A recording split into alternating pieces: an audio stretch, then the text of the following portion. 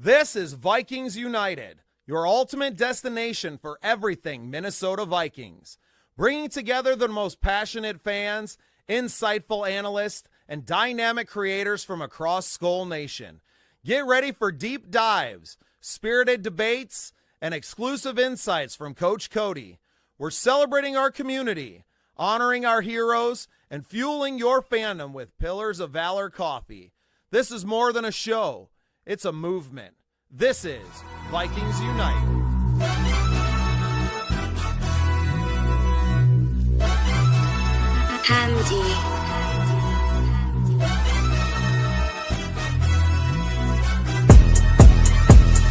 Purple and gold, that's all we know.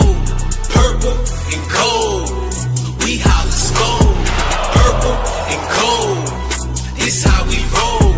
Purple and gold, now holla Skol. Purple and gold, this how it goes. Purple and gold, we holla Skol.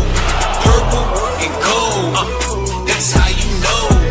Purple and gold, now holla Skol. Representing Skol, the gang, you know the name. It's a Minnesota thing. Put that on the purple blood that's running through these golden veins. Hail, sleet, snow, or rain, regardless, we gon' go to games. $1 billion stadium on Sundays, they don't close the bank. Fail, rarely get your tail buried. Give his JJ to JJ on Hail Marys. I'm like Aaron Jones, I see the field clearly. Gain 150 yards off of 12 carries. And 2 tugs, I say you crack a can of ice cold whoop ass on the Packers fan. Downtown Minneapolis, where we pack the stands and put our hands above our heads when we clap our hands. That's how we clap our hands, we put our hands above our head when we clap our hands. Now clap your hands and put your hands above your head when you clap your hands. That's how we clap our hands, we put our hands above our head when we clap our hands. I said clap your hands and put your hands above your head when you clap your hands. Purple and gold, that's all we know. Purple and gold, we holla Skol.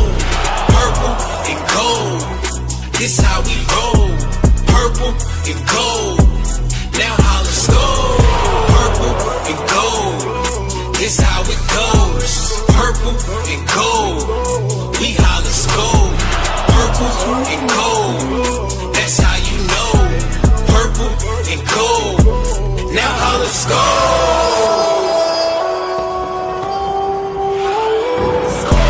If you from Minnesota, let me know. If you from Minnesota, here we go. Minnesota notice. I'm known to Skol and then blow the coldest and Skol until I got scoliosis. So when we so ferocious. So just know, just way before 84 was the dopest. We showed you who the purple and the gold is. If you from Minnesota, let me know. Right now. If you from Minnesota, here we go. Minnesota.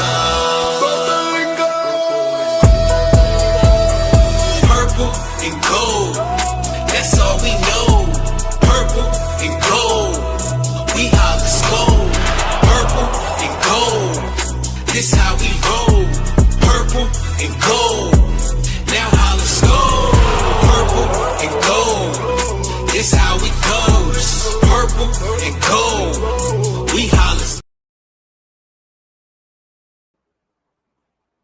What's up, everybody? Welcome into the Scene Project Sports Network. I am your host, Bubba Startz. You are here tonight for Vikings United. I am joined by my co-host, Big B. What's shaking, B?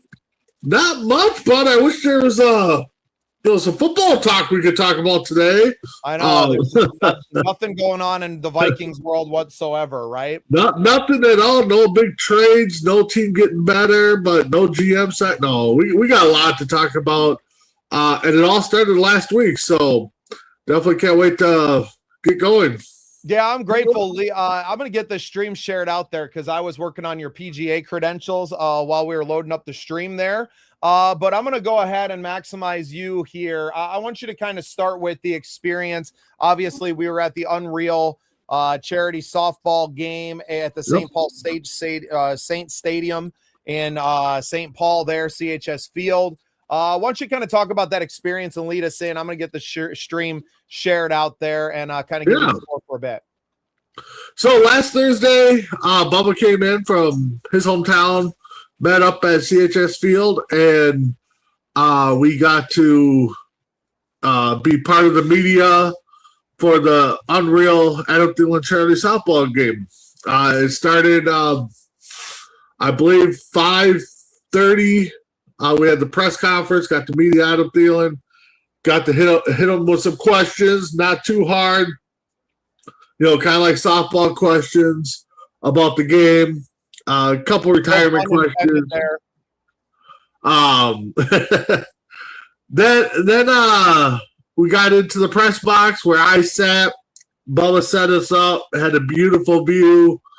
Home run derby started at 6, and I think the longest ball that was hit went to Bo Richter. I think he hit one to the warning track. And for people that play softball, those balls aren't supposed to fly that far, and they did.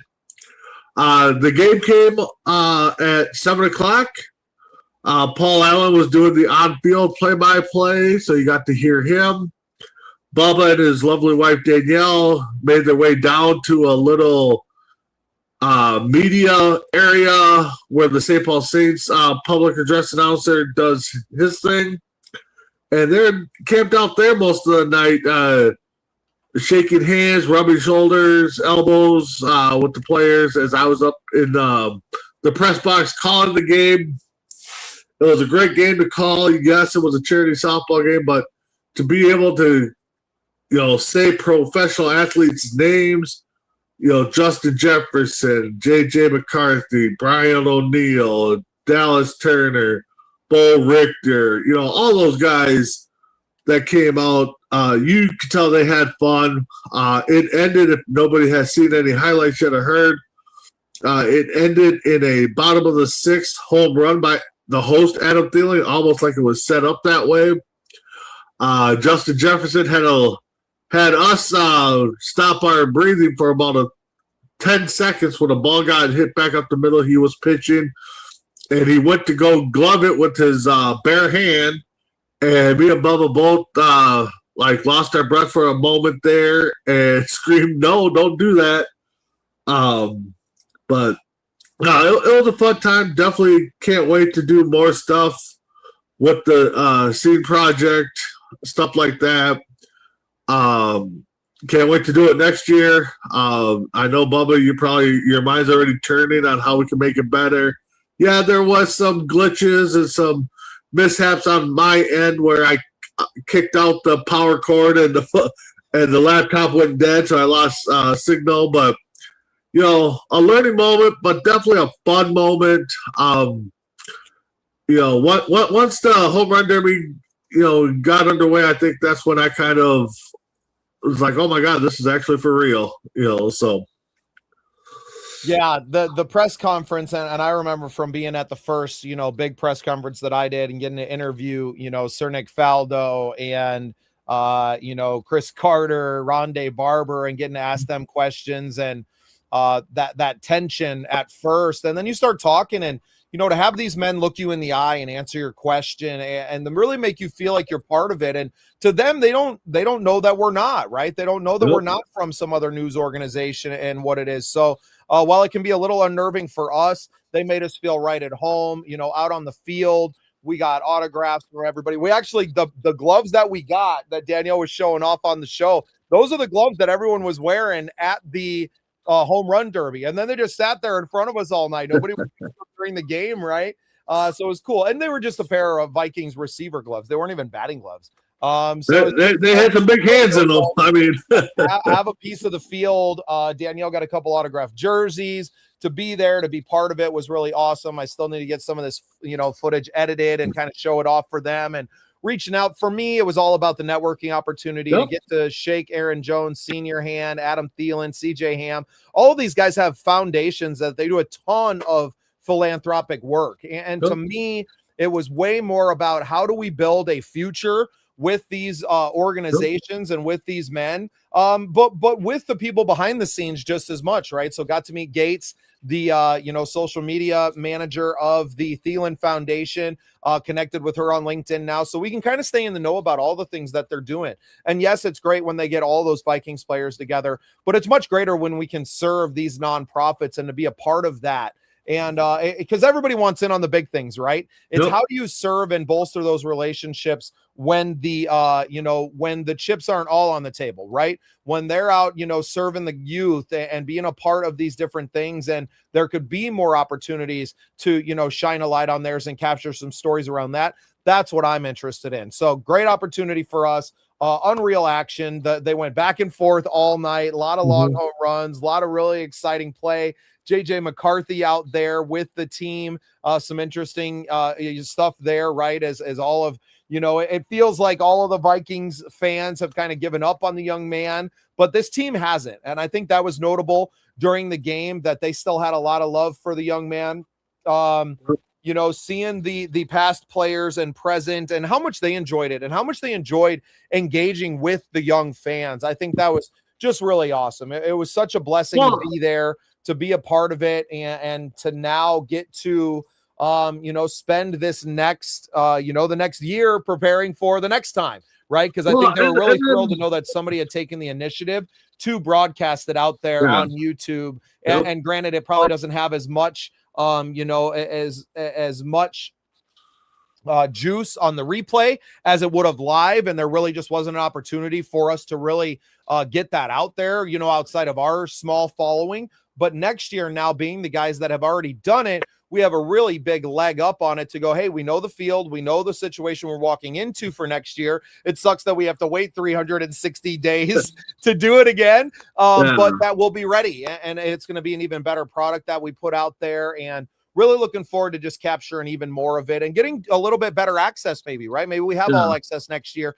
and we're able to capture some more interviews and to have these guys on the field and to bring a little bit better, production to it. So really excited. You knocked it out of the park. I heard nothing but compliments on the broadcast from everybody that was tuning in live. They said you absolutely knocked it out of the park. And I got to provide a great experience for my wife, which keeps me out of the doghouse. So I'm happy. Well, and I think too, and I think CJ put it, in a clear picture is, they're sport athletes and stuff like that, but now that he's retired, he can enjoy stuff with his kids and be part of their life. And I think that's where some of the fans don't understand that. And to hear him say that, even Thielen kind of said it too, that, he gets to work on stuff with his kids and stuff like that and help them be prepared. So there wasn't, it's not football 24/7 where he might get a day off here to go do some family things. He can do it all summer, all winter. So, but no, I can't wait for our next time and the next time I get to call a game. I think it was a fun experience for me. So. Well, and that time might be coming a lot sooner. Really encourage everyone to go and check out the coverage. It's on the YouTube channel here, and to see what we were up to during the night. I'll find some things here. You know what, B? Before we kind of get into all the football talk, and this is someone that you're going to know a lot more of yourself, but like to address the passing of Larry Fitzgerald Sr. And I'm going to go find a couple of photos to share from our experience there. But go ahead and, let's recount the man and rest in peace to Larry Fitzgerald Sr., the father of Larry Fitzgerald Jr., the Hall of Fame wide receiver. But his dad was a Viking, and I didn't realize that he was part of the Vikings organization and part of the Vikings family for a long time. So I'll let you do that. I'm going to find some photos that we can share with the people from our game experience. So Larry Fitzgerald Sr. Passed away yesterday, June 1st, at the age of 71. What can we say? Minnesota born, photojournalist, sports journalist for nearly 50 years. So to do something you love for that long, definitely, and then get to cover your kid in there, so there's probably a lot of different good conversations there. But to be tied to the Minnesota Vikings for as long as he was, and I was listening to of course, sports media on the way, K-Fan on the way to work that day, that they're talking about it. And, everybody had the respect for him. And most of them were just like, I met him 100 times. I probably said 3 words to him. It was just a guy that you knew, you saw around, had the respect for. He had your respect. So thoughts and prayers definitely go out to, the Fitzgerald family, the Vikings organization, all his colleagues that he worked with. So definitely props to him and the long journey that he had. And I think in the perspective too that, we just, put into light, what life means, and go do what you want, go have fun, follow your dreams, and if it's not, and don't get discouraged if it's a no, and go somewhere else, but do what you love, enjoy it, but yeah, it was sad news when I saw that. And, just listening to K-Fan and talking about his meaning, I really didn't think he was that tied into Minnesota sports, but he definitely was. Just looking at here, who passed away before he was born, Minneapolis, this ball boy for the Minnesota high schooler. So, rest in peace, Mr. Senior there. So, but yeah, hate to see it, and I would say gone too soon. I mean, a man probably in his 60s, I would assume. 71. Okay, so yeah, early 70s, still way too early. You wish you would have had some more time, but yeah, I hadn't realized until you had shared it that he was so tied into the Minnesota sports family. And had not realized that, being a relatively new fan to the team and things on my side, that it was something I wasn't aware of. But so you're mostly in the radio world that he was. Yeah, radio world, broadcasting. There's pictures of him in the broadcast booth at some big games. But definitely, for doing something for 50 years, that's definitely longevity, and you knew you love what you do if you're doing it that long. Yeah, pretty incredible, and I hope that we get to do it for that long ourselves, right? And to keep on, doing exactly what we've been doing here, and just really, hearts go out to Larry, and obviously his kids too lost their grandpa, and that's so sad to kind of think about that, but it lost a legend there. So really grateful that we got to. Let's share some photos up here. I'll pull us off the stage, and got a good one here. Who's that handsome guy in the middle there? I don't know, man, but yeah, that was a fun experience. Probably 2 cool dudes that are just out to have fun.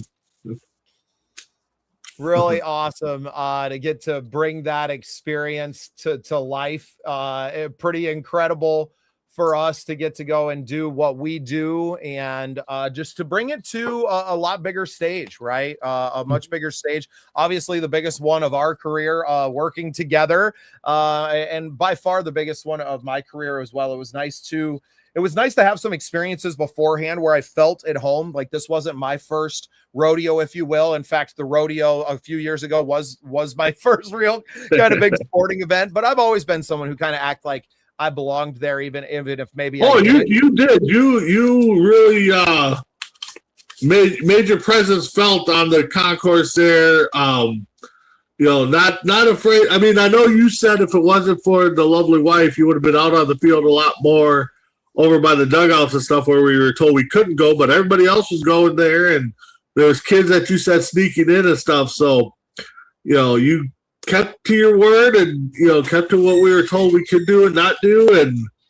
at times it probably was hard to sit back and watch everybody else get where you wanted to go. So you know what? It didn't bother me, B. You know, I was very grateful for the opportunity. And I didn't want to do anything to you know, to put that in jeopardy. Not because it's not just for myself, right? It's for all of us. Obviously my wife doesn't want to be embarrassed in the moment, but also I don't want to screw this up for us next year. Right. Oh, yeah. So we wanted to make sure that we made a good appearance and, you know, really honed in on, you know, we're meant to be here. Right. And it's not this isn't a flash in the pan for us. This is something that we plan on doing a lot more, and really just grateful that we got to have the opportunity, but also looking forward to the next time. So it was nice to jip in there and to do our thing. Because maybe if we try to sneak in and do it, you know, not by the book and not follow the rules, then at the end of the game, we don't get the opportunity to, you know, snag the gloves that are there and to, you know, and I didn't just swipe them and stick them in my pocket. Like, hey, Adam, are these yours? And then my wife doesn't get this opportunity at the end of the game, right? To stand there with her signed jersey and to get to have this moment standing next to Adam Thielen. And so doing it by the book this time, although not my preference, was necessary to make sure that we set ourselves up for a great time in the future. And man, just what an experience to be there right next to these guys and to shake their hands, right? And to let them know, hey, we are very grateful for the opportunity now, but how can we serve you in the future? How can we continue to, you know, serve your foundations and build those relationships? And, you know, this is our in, right? So really just grateful for you. You did an awesome job. I'm so happy that we got to share that experience with you and to really watch you be in your element up there in the booth and to just be doing your thing. I think people really appreciated your broadcast and your demeanor up there. And, you know, while we might not always be calling, you know, the Vikings names on the back of the jersey, that I think we're building ourselves a future as a broadcast, you know, vessel for some leagues out there. And we're going to continue to grow in this and wait for, you know, we're going to keep knocking on doors. We're not going to wait for stuff to happen for us necessarily, but to go make those things happen. And that's one thing too that Adam said, just, you know, pretty much keep knocking down doors and, you know, doing what you want. But no, definitely, you know, I'm up for the journey to do that. And, you know, I know you're on Rap Show and, you know, talk about flexing muscle. You know, we got that little charity softball game we can flex around and be like, hey, you know, we are able to broadcast a charity softball game. How about we come to your league and, you know, let's do this and grow everything together, you know. And that's one thing I think your vision is not just to exclude anybody, but let's grow it together, you know, instead of, you know, I'm just looking out for this scenic project, but no, you're looking out for other leagues and other opportunities. And, you know, so I think that's definitely a good company motto, just to be able to grow together. Yeah, well, and other creators too, right? And I want to shout out Rap, and I appreciate him having us on his program. I had a great time kicking it with him, talking ball, talking about obviously the game and everything, because they got such a great thing going on over there, not just with his channel, Vocal Vike on YouTube. Shout out to our boy RAP. But also they got Skol Fest coming up, and that was something that I was circling early on in our you know, in our time as a, you know, becoming a broadcaster, was like, hey, we want to be a part of these events that are going on. It's been something that's come up quite a few times. And now we know that we're going to be there, right? I don't know that they've announced the location yet officially, but the Scene Projects will be a part of Skol Fest this year. They have a date, September 12th, opening home game weekend. We're going to be up there. We're going to be broadcasting live from the event, kind of give those guys a chance to just hang with their people in person, but also providing a chance where they can come in hot mic and just sit down, right? They don't have to worry about the whole production. They can come in and sit down, talk to their people, broadcasting on all the multi-channels, obviously out on the Booms TV 2.0 as well. I don't know if we'll broadcast it live there, but obviously the replays are going out there. Shout out to you guys. If you're tuning in now, you want to check out the replay of this, download Booms TV 2.0 on your Roku, and you can check out everything there from our, time at the charity softball game. It is on Booms TV 2.0. You can see it there on the screen. Download the app. Check out all of our content there. We're going to be sharing more from Rapping the Guys too.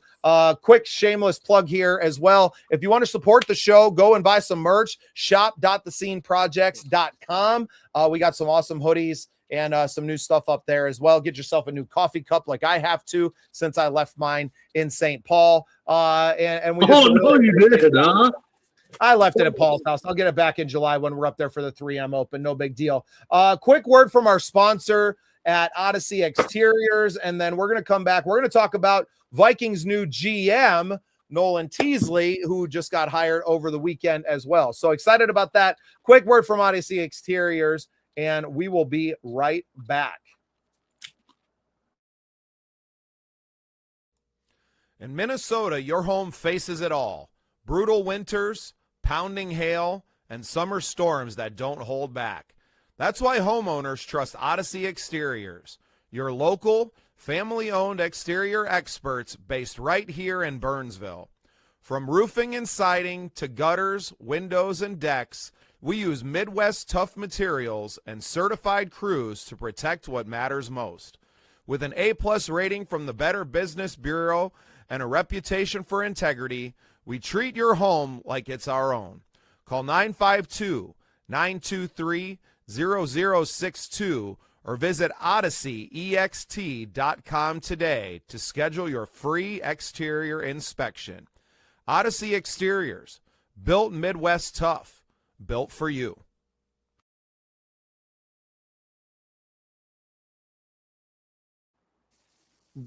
Really appreciate Cole Quinnell there and Odyssey Exteriors for supporting the program, supporting the events that we're doing, growing with us. It's going to be an incredible run here as the season gets going, and can't wait. They have obviously been in off-season training activities, team activities this week.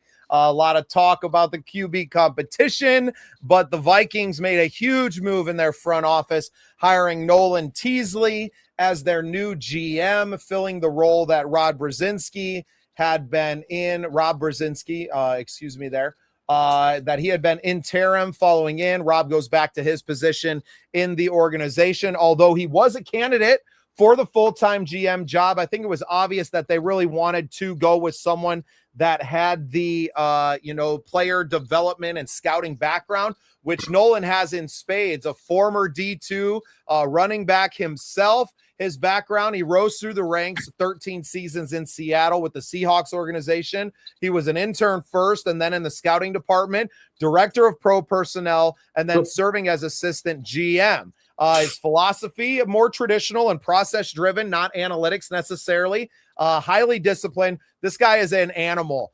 He is about his work, and it seems like he is maniacal about the details, which I really like that. Emphasizes talent evaluation at both the collegiate and professional level. So it's not just about scouting these guys in college. It's about the continued scouting process and the development of players. A player we talk about a lot, Jordan Addison, who has been getting by on that, 40 time for the last 3-4 years and assessing that talent. I feel like that Nolan's going to bring in a mentality that, like, you have to prove it every day with this team. We ain't riding on what you've done. It's what have you done for me lately? And I really like that. Vikings finalized the hire after the draft here, concluding this multi-week search.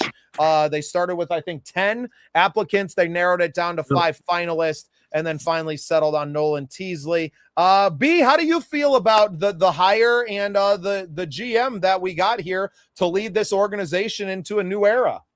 Well, I mean, it would have been nice if they would have, got the GM done, prior to the draft, but they had a plan after, they let the old GM go, which is fine, and of course, now you got a guy in that comes from a winning background. And it sounds like he's a motivator too, that he wants to get the job done.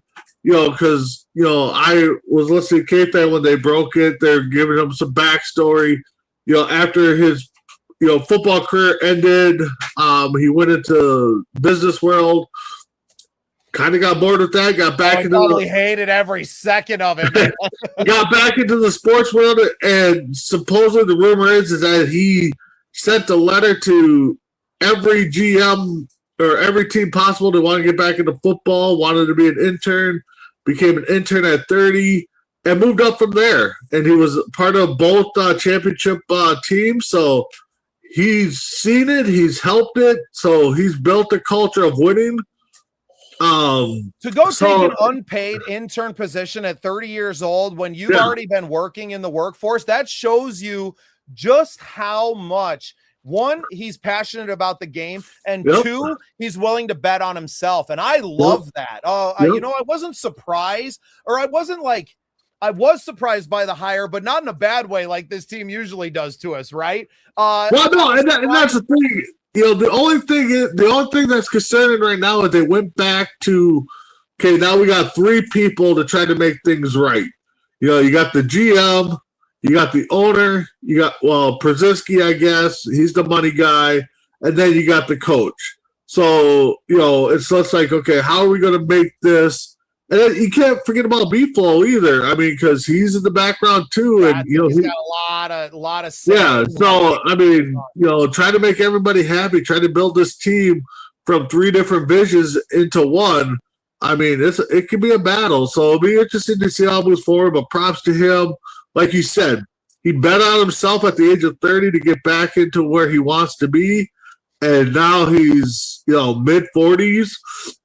And he's a GM of a professional football team to hope to be the one to right the ship and sail it home here and bring in a Super Bowl contending team. Well, and what's really amazing about his, not just the story, but the situation he's coming into is that this team isn't a bottom feeder, right? Which most teams make a change at the general manager position. They are, at the bottom of the league, and you're really in a rebuild. And team is not there. This team needs really, you rebuilt this season, this offseason through the draft. They're in a competitive rebuild. They're not in a full meltdown. I mean, right. Well, and I don't know that it necessarily needs a rebuild. You just needed to refresh the talent base. Yeah, maybe that's what it is. To do that through the draft this year, I think that the scouting department necessarily didn't need a teardown, but it was obvious that the man that was making the final decisions in Kwesi was not making the right decisions at the end of the day. Yeah. Why he's not with the league with the team anymore. Also probably not getting another job in the league for that matter. So you bring in someone here who is a football mind. He knows the game. He knows it from multiple different levels, working his way up to that assistant GM level, and now to be the general manager of a team. Now, that said, because he's a young man and he kind of has, KOC is a younger coach too, so he's not much older than Nolan is. Rob's kind of the old guy in the group, a little bit maybe of the curmudgeon, but I don't mind that guy being the one that's holding the purse strings, right? Like, and that's the thing. That's what Rob's the best at, is that he can get the contracts to work out. He can work the money angle. He can, he's the number guy. It's definitely somebody that I would want in my back pocket, be like, hey, if we get this guy, can we make it work? And it's going to be interesting, to see what his big splash move is, right? Is it cutting ties with Jordan Addison?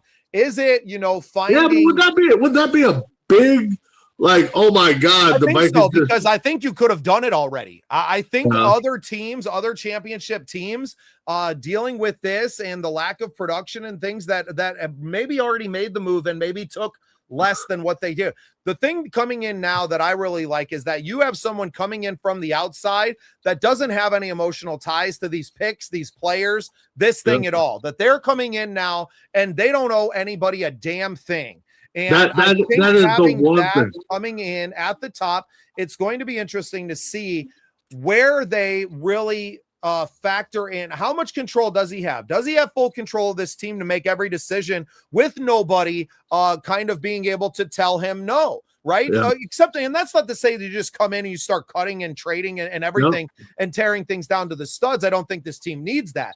But does he have autonomy, right? And can he make those decisions? And whether he looks for input from different guys or not, obviously KOC was heavily involved in the interviewing process, whether you agree with that or not. Me and Rap definitely had some things to go back and forth on his show, kind of talking about that. Oh, that a little unorthodox for a guy to be in the process of hiring his new boss, right? But does he have the authority if this team is underperforming, as we've said, over the course of the first 6 weeks of the season? They come out and lay some eggs and go 2-4 with what we feel like is a competitive roster.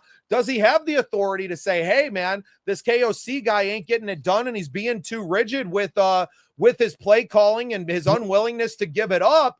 Will he make that call to look down at him and say, you either give it up or you lose your job? Or does he just say, hey, man, this thing's kind of run its course. Brian Flores has proven himself with this defense. We're going to roll with B-Flow as the head coach of this team before you sink this season. You know, it's going to be interesting to see how this all plays out now. Yeah, it is going to be interesting how it all plays out. Definitely, I mean, like you said, he has no ties to anybody on this roster. He didn't pick anybody. And, of course, I mean, people are going to say, well, you mean he's going to get rid of Jefferson? No. I mean, he did bring him in, but he's not going to get rid of the best guy in the league. You know, so, I mean, he's going to go forward. I'm with you, Bubba. I'm kind of waiting to see what his big move is going to be. You know, now, do I agree that, you know, KOC should have been in the process of hiring his new boss? You know, it's kind of like saying, should your superstar athlete be involved in hiring the new coach? I mean, yes and no. You know, yeah, you're going to find opinions on both sides of that one too. And we don't know how involved in the interview process necessarily that KOC was. I haven't necessarily seen reporting on like he was in on every single interview. He was there for every moment of it. Well, I don't know if it was like that. I think on the final 5 or 6 guys they were interviewing, I mean, KOC had ties with like all but 2 of them, I think. So he's also been in the league now for a long time too. It's hard not, it's a small pool, right?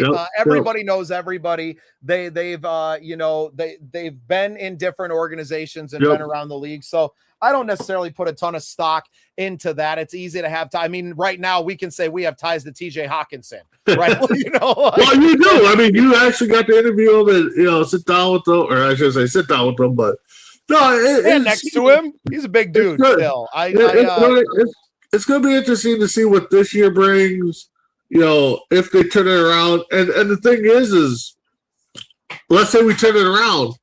Well, was it the turnaround or was it the influence on the new GM? I mean, now people are going to rub heads that way. So it's just, if they do start 2-4, like you said, okay, KLC, we got to cut ties with you. I mean, or give up the play call and let somebody else call the plays and see what happens. But yeah, I mean, you've already let go of the general manager of the team that was there. So who's kind of next on the list? And you just recommitted to Brian Flores in the offseason. So to me, the first person on the chopping block at this point is the head coach play caller. Especially if this offense stumbles, because I really feel like the defense is going to gel rather quickly. A lot of talk about Hitman staying in shape already and talking, so I mean, things are coming out. Gotta love OTAs. We're going to get more into that talk. I don't know how closely you've been following it. I've watched a couple of highlights from Tyler, a couple good throws from JJ. Yeah, that's the whole thing with preseason. It's just like they're going to hype it up. I mean, last year they're hyping up how JJ looked. This year it's, look at Kyler had 4 great throws to Jennings. Oh, McCarthy had 4 great throws to, Addison. Oh, Addison's running, like a bent out of hell. JJ's doing, Jefferson's doing his. Yeah, he better. Yeah, so it's all the perspective of who's reported and stuff. I mean, granted, they're not going to come out and say, "Oh, JJ looks like garbage," or McCarthy, Kyler can't see over the 7-foot offensive line, so he threw 3 picks in the OTs. In practice. They're not going to say that. They're going to definitely say all the good things, but we'll see what preseason game 1 does and make judgment there. I don't put too much stock in OTCs and all the off-season workouts and stuff like that. I want to see what they are in game action. That's why I don't put much stock into the combine, because you're seeing people not in their element. Now with pads on, of course they're going to be a little bit faster moving and stuff like that. Give me the pads and let me see what rolls. I mean, Coach Cody could probably say the same thing. He'd rather see people in pads and not just running around with something something. That's noticeable, though, is it looks like mechanically JJ's leg kick seems to be gone, and that was something that we pointed at a lot. Now Kyler Murray, a little more entrenched athlete in that, but making a deal of that. I think everybody's going to make a big deal out of anything. And I just saw I saw a clip from ESPN and one guy that said anybody with a heartbeat could beat JJ McCarthy in a competition. And it's just like, man, this is why I don't watch your networks. Yep. Right? You guys just talk out the side of your necks and you say the stupidest shit I've ever heard. And those will be the same guys that come out week 7. The Vikings are 7-0 and be like, oh my God, McCarthy's lighting it up. He's an MVP candidate. I had faith in him since day one. You just had to give him time, because that was the same thing we were hearing with Caleb Williams last year. See, now look at, he's growing into his own. You got 18 games under your belt. That's the average a quarterback needs. Now let's see what's going on with them. I mean, everybody doesn't. They don't want to look like they don't know what they're talking about. That's why they always have to backtrack. You know what? So I got a way crazy prediction. What I think best for the organization. Check this out. Okay. So Kyler starts, plays your first 7 games, maybe goes 500, but looks like the same player that he's always been. Meanwhile, JJ McCarthy is really starting to turn a corner in his development behind the scenes. One of the starting quarterbacks in the league gets hurt, and you're able to trade Kyler for some serious draft capital after only signing him to a vet minimum deal. And you're able to restock the coffers, selling a guy that would not be on your team probably next year anyway, because you're not going to pay him and you made the decision. Talk about a move for a young GM to entrench himself into Vikings lore. Nolan Teasley, make it so. Well, and that's the whole thing. That's the big what if. I mean, what if the Vikings are at 500 at the trade deadline, but Kyler Murray's just lighting it up stat-wise? I mean, definitely you can move him. I mean, you're definitely going to want – if you know he's not going to be the guy next year, you got to move him. And if he does have, a better year, above average year, you're going to have to pay him. So do you want to pay him? And then, what's that do to the kid? And the thing is everybody's got to worry about what the thought is on JJ, Justin Jefferson, because he's the key factor. Because, we lose him. I mean, that's a big chunk. That's a big shoes to fill. If we have to move him because he's not happy. Yeah, and again, everybody talks about that and him wanting out, and I just don't. I don't think he wants out, but I mean, but sooner or later, personality. He's a competitor. He's committed to this team. He loves the city of Minneapolis. He loves the Minnesota Vikings fan base. You can see what it means to him on every level. I don't see him ever. It would have to be so bad, and even in the worst season that he's had, that he's still got his 1,000 yards. And I'm sure these personal stats probably don't mean a lot to him anyway. I mean, the guy's going to be a first ballot Hall of Famer pretty much no matter what he does, right? He could quit now and be there. What's up, Paul? Good to see you, man. What's up, Paul? We're just talking new. Cody's not here. He's fired. No, that's why he's not here. And so you can't fire someone and then expect them to show up the next week. Paul, we're just talking OTAs, making some crazy predictions about trading Kyler Murray mid-season for some serious draft capital. And that could be something. I mean, it might not even have to make headlines at mid-season. The Vikings are, we're talking 2-4 going into the bye week or something like that. You're talking about KLC maybe getting the, boot. Kyler Murray could be that one too. I mean, we cut him. We don't get that big of a cap hit because we're only paying him. No, you trade him. No. Yeah. He is trade. You make him trade bait, and I don't know why more people aren't talking about that. Well, no, and I get that, but I mean, because nobody has to pay him, right? He's like the perfect trade. So you're like, cool. You want him on the deal that we got him for? We need 3 first-round picks. Right? Yeah, we're not going to get overall pick. We need a first. your second and another first net. Like, you can ask for the world because they're not trading for a contract either. And I think that's something that's getting massively overlooked in this process. And I don't know if this was in the cards there anyway, because that puts you in a position in a very, very draft heavy in a quarterback heavy and better class this year, that if you think, because why would you want to keep the guy who's going to be approaching 30 here soon, that you're going to have to pay 40, 50 mil, when you could go out and potentially get a first or 2 firsts for a guy? I mean, what is the price tag? He's the number 1 overall pick that you're paying no money for. And I think that's the thing too. There, it also depends on how good he's doing here, because if he puts up the numbers that we saw our quarterbacks do last year, you're not going to pay $30-40 million for him. People will. No. He's put enough on tape, B. I think you're wrong. I don't think what he does this season matters at all. I don't think his stat matters at all. There are people that believe in Kyler Murray, the player, right? It might be the fact that maybe it's not in the NFL. Maybe his NFL career is over if he doesn't put up numbers. He goes plays baseball. No. People love Kyler Murray. He's supposed to be the MVP this season for the Vikings, man. Listen how people talk about him. He is extremely valuable, and I think you're going to get hated on by the fan base who are like, this could have been our guy. And even if he goes on, you could set your team up with so much top tier talent with something like that. I just don't think enough people are talking about it. And I don't think especially of JJ McCarthy. And I think this team's going to run differently too. If this team has a running game and leans on their running game, you make the playoffs last year, right? And JJ McCarthy gets another game to develop and maybe shows you a little bit more in the playoffs. And that's the thing too, is, you also gotta fix those mistakes that cost you those games. We talked about heavily that, Addison missing the first 3 games, then all the stuff that happened overseas, that could have been a game changer overseas. We could have walked away with both of those victories. The return in the Bears game where guys blew their assignments. Yep.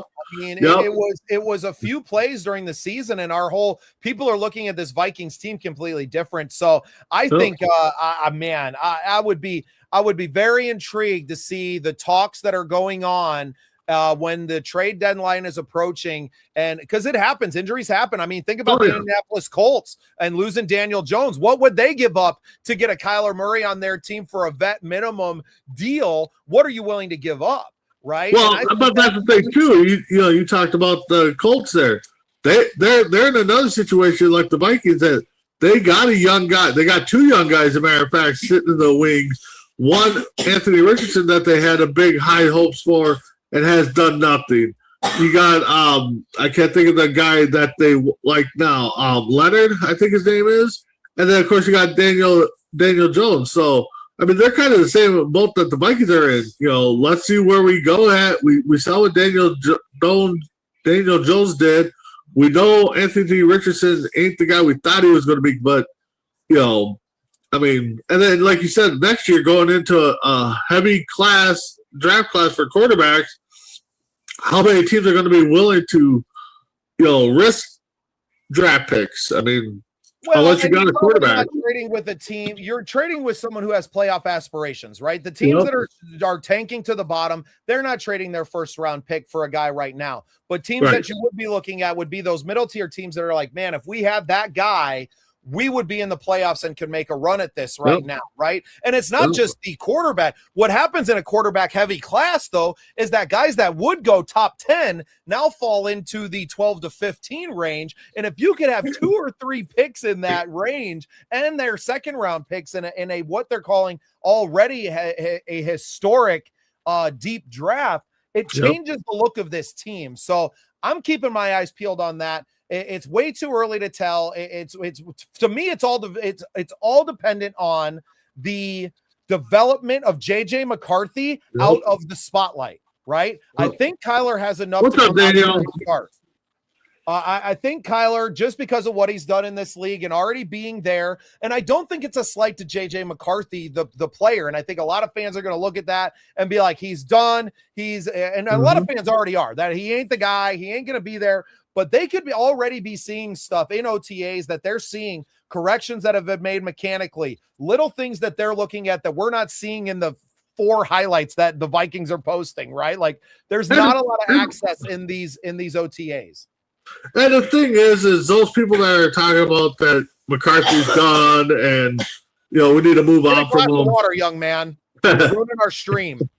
Yeah, he's, those guys are going to be the ones that when McCarthy does do good, they're going to shy away until he has that bad game again. Be like, oh, see, I told you he was garbage.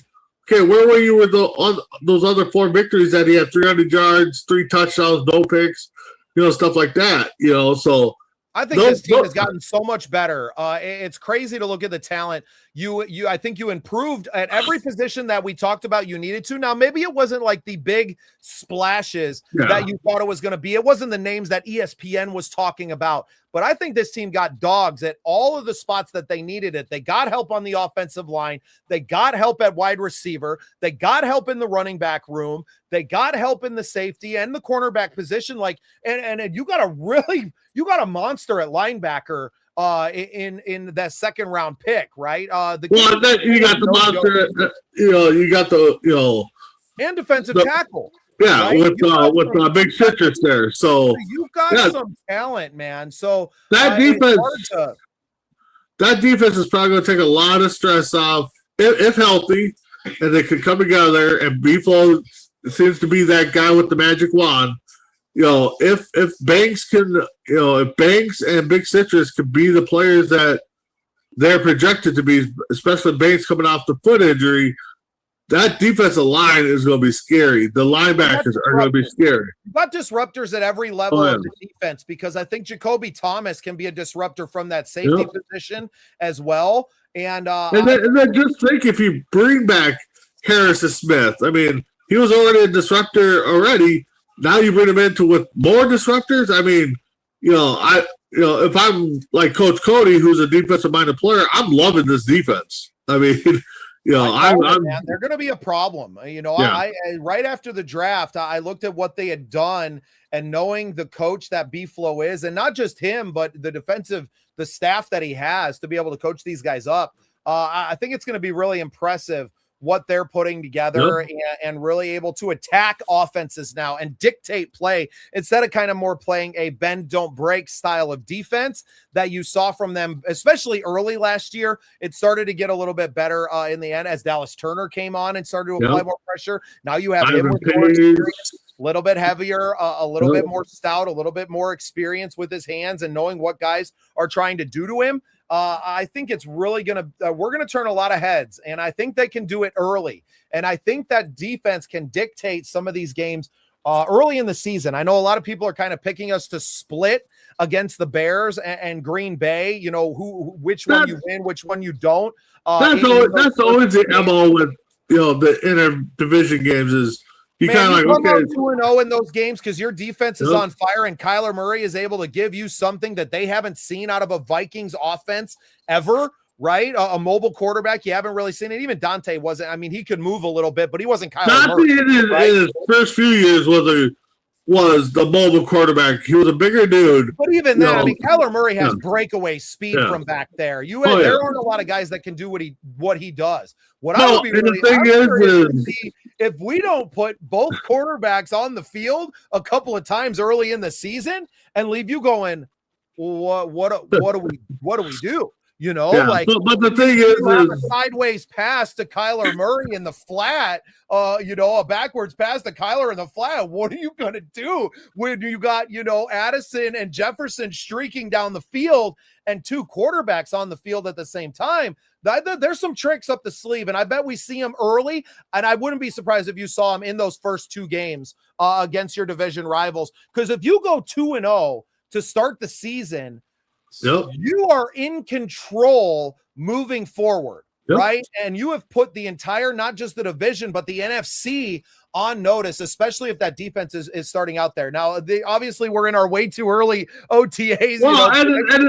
And the thing is, too, is how dominant are those first 2 games? I mean, if you go out there and just, put the pedal to the metal and you're definitely going to have everybody head shriveling and shaking and be like, oh my God, the Vikings are for real, and what's going to happen. But again, and I hate to keep bringing it up, but a lot of it's going to have to be that offensive line. How can they protect? I mean, yes, Kyler Murray's got that breakaway speed and he can make things develop, but you still need an offensive line that can hold those guys off for a good 10 seconds, Well, and no, you need somebody that can hold the line for 4 seconds. That would be nice. I don't think we even sniffed that last year on average. It was pretty bad. No.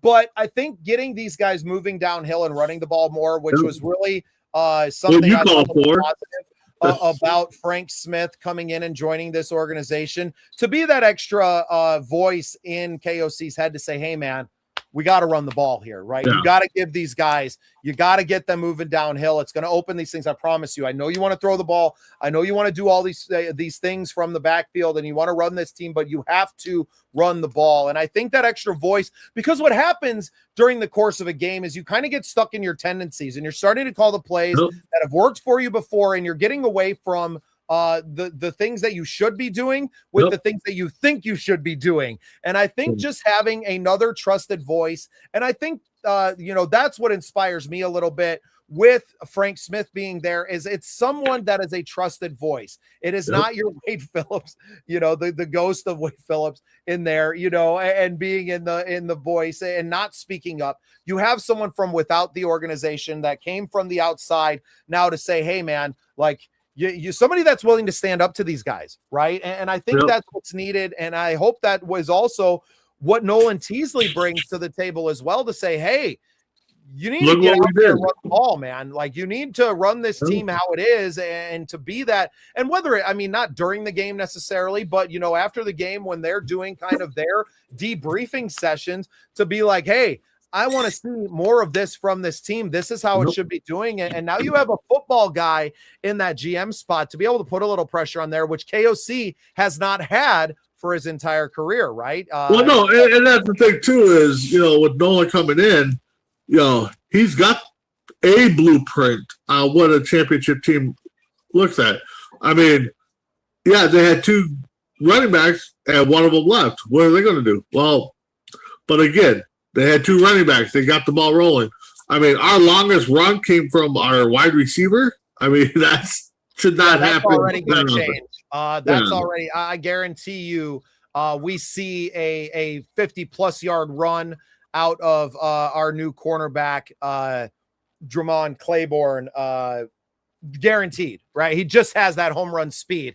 If these guys can open a hole, he can hit it and absolutely be gone. We're going to see some runs. And you still have Aaron Jones Sr., who is reliable in the backfield as a third down blocking running back and can catch the ball. And you put Jordan Mason in the position that I think he should have been all year last year as being your workhorse back, a guy that can carry it, 15 to 20 times a game and really wear a defense down because of his style. He does not have that breakaway speed, unfortunately, right? But he's got enough juice to really hit guys in the hole and not shy away from contact. I really think you're seeing something interesting developing here. It all comes back to the head coach, play caller, and what he's going to do to utilize the weapons that he has around him. You got a third down receiver now in Juwan Jennings, who can go up and get him. You saw him. I don't know if you saw the highlight where he kind of tips the ball to himself and catches it. That's something that you don't have from anyone else on the team. And he's big.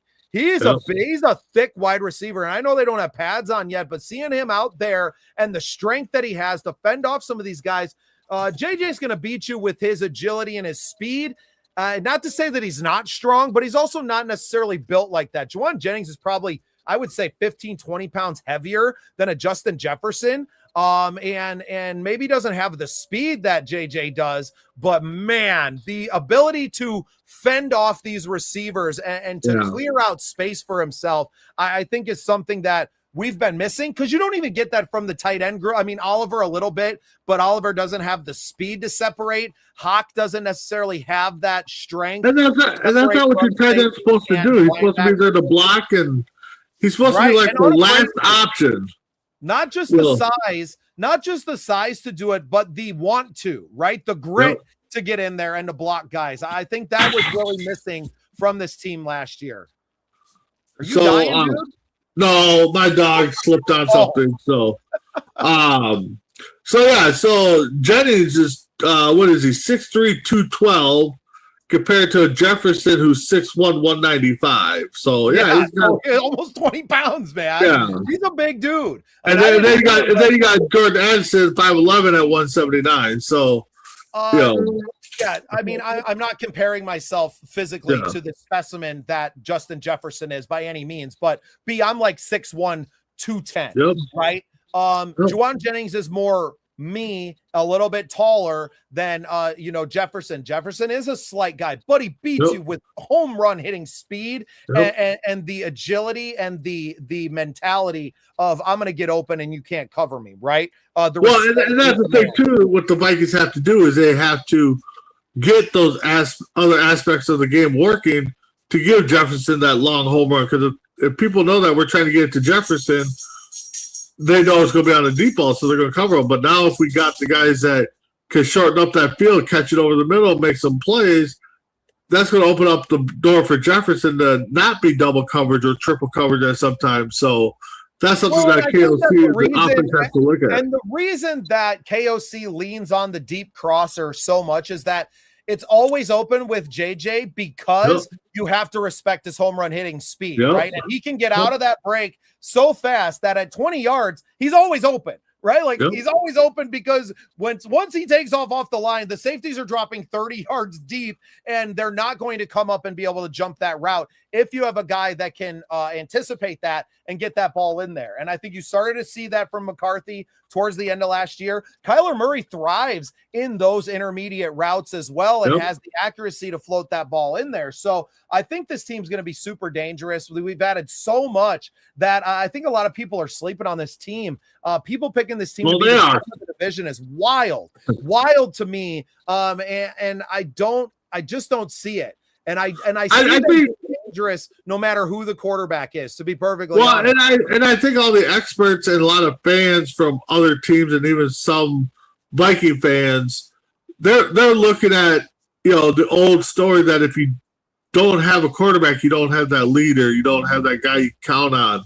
So and with our quarterback issues, that's what they're looking at, is that we don't have stable play at the quarterback position to where we could be a contender. So a lot has to be with KOC, the quarterbacks, that offensive line to get us to start, winning games and making people's head move and be like, well, we were 100% wrong on the Vikings and their issues. They fixed it, and now they're heading to the playoffs, so. Yeah, well, I'm looking forward to those conversations. B, I don't want to keep us too long tonight. We kind of covered everything that we had to running the show all by our lonesome tonight. Another shout out to our sponsors at Odyssey Exteriors. Make sure you're calling them. If you got any roofing problems, it's storm season, guys. We know that your roof has been taking a pounding. Mine has. We've had an insurance claim on ours already, so I'll be calling Cole and the guys to come and do ours as well, although I don't think they service South Dakota, unfortunately. But everybody else's roof on the team is going to be covered by them. Call 952-923-0062. Have them come out, free estimate. Cole and the boys are going to take care of you. They're going to work with your insurance company. Make sure you get the most money and get what you deserve, and they're really going to take care of you. Tell Danielle sent you. Yeah, that's right. B, absolutely a pleasure working with you, man. Had a great time last week. Meet you in person. I look forward to doing it a lot more. I've already been reaching out to the St. Paul Saints organization, letting them know how good of a time that we had in their building, hoping that we can come back and do some more for them. Just got word this weekend. I'm actually going to be in Sioux Falls with the Sioux Falls Canaries. They got a kids youth camp going on. So I'm going to go up there, bring the cameras along, get to meet everybody up there in person and shake some hands and get to see the inside of the building there. Film a little bit of content with all the kids there, have something to share. And we've been talking to the Northwoods League as well. Had Ed Tuttle from the Traverse City Pit Spitters up there in Michigan on the show today. That's going to be airing on Friday. Great convo with him. Northwoods League is in full effect right now. College World Series is going on. Check out 789 next week. We're going to have some really great content for you guys there. Just thrilled, man. The network is kicking ass right now. We got a lot of great golf shots that are going out. Well, I mean, the shots aren't great, but we got some funny content. If you like laughing at people on the golf course, you can laugh at me in pods. We've been putting a bunch out every single single day. We're here not just for the news, but we're here for some levity from your day. Have a laugh with us. We're just regular guys and gals out here who love sports, who love our Vikings. But we love being together to talk sports with our friends. And we hope that's why you come here to the network and why you keep coming back. Make sure you subscribe to the channel. Give us a follow on all the social media as well. We're all over Instagram, Facebook. Haven't made it over onto TikTok yet with the Projects Network, but when we get a 18-year-old intern that knows what the hell they're doing over there, we'll be sure to get some more content over there as well. Appreciate you guys. B, I appreciate you. Thanks for joining me as always. No. Everybody, we'll see you next Tuesday for Vikings United. Join us this Saturday on the Scene Project Sports Network for the Scratch Project Cut Line and some great golf content from us there. Everybody have a great night. We'll see you later. Have a good one.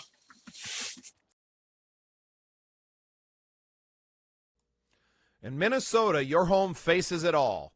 Brutal winters, pounding hail, and summer storms that don't hold back.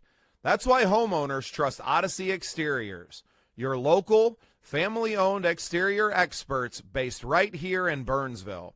From roofing and siding to gutters, windows, and decks, we use Midwest tough materials and certified crews to protect what matters most.